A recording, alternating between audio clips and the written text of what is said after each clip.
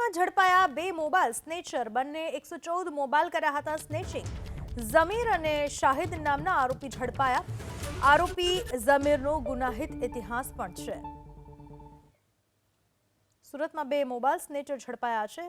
ઝમીર અને અન્ય એક શખ્સ એમ બે શખ્સોને ઝડપી પાડવામાં આવ્યા છે। આ બંને કુલ 114 મોબાઈલ સ્નેચ કર્યા હતા અને એમાંથી બે આરોપીઓમાંના એક એવા ઝમીરનો ગુનાહિત ઇતિહાસ પણ રહેલો છે।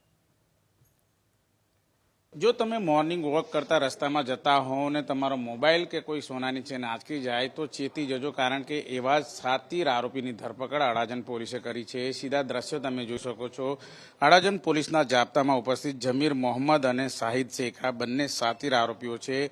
જે પ્રમાણે માહિતી મળી રહી છે તે મુજબ ઝમીર શેખ છે તેમને અગાઉ જે પ્રમાણે 114 જેટલા મોબાઈલ સાથે તેની ધરપકડ કરવામાં આવી હતી, પરંતુ આદત છે મજબૂર એમ ઝમીર મોહમ્મદ છે ફરી એક વખત આ મોબાઈલ સ્નેચિંગ અને ચેન સ્નેચિંગના રવાડે ચડ્યો હતો। એની સાથોસાથ શાહિદ શેખ છે એ પણ અત્યારે હાલ ઝડપાઈ ચૂક્યો છે। ત્યારે પોલીસે મસ્ત મોટા જથ્થો જપ્ત કર્યો છે। આ પ્રમાણે મોબાઈલ જે રીતે સ્નેચિંગ કરતા હોય છે ત્યારે સુરતના અલગ અલગ વિસ્તારોની અંદર આ બંને શખ્સો બાઇક પર જઈને રેકી કરતા હોય છે અને જે વ્યક્તિ મોબાઈલ પર વાતચીત કરતા જતા હોય તો તેના મોબાઈલ આંચકીને ત્યાંથી ફરાર થઈ જતા હોય છે। સાતીર રીતે આ સમગ્ર ઘટનાને અંજામ તેમાં આપતા હોય છે। ત્યારે બાઇક ઉપર જતી વખતે બાઇકના નંબર પ્લેટ પર નથી હોતા અને પોલીસની પકડથી બચી રહે એના માટે તેઓ મોઢે માસ્ક કાં તો હેલ્મેટ પણ પહેરતા હોય છે।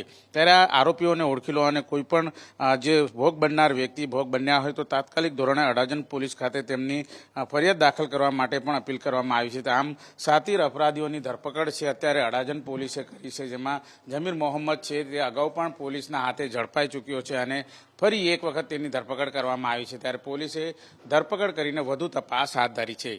કેમેરામેન રાકેશ પાનવાલા સાથે ધનરાજ બાગલે, એબીપી અસ્મિતા, સુરત।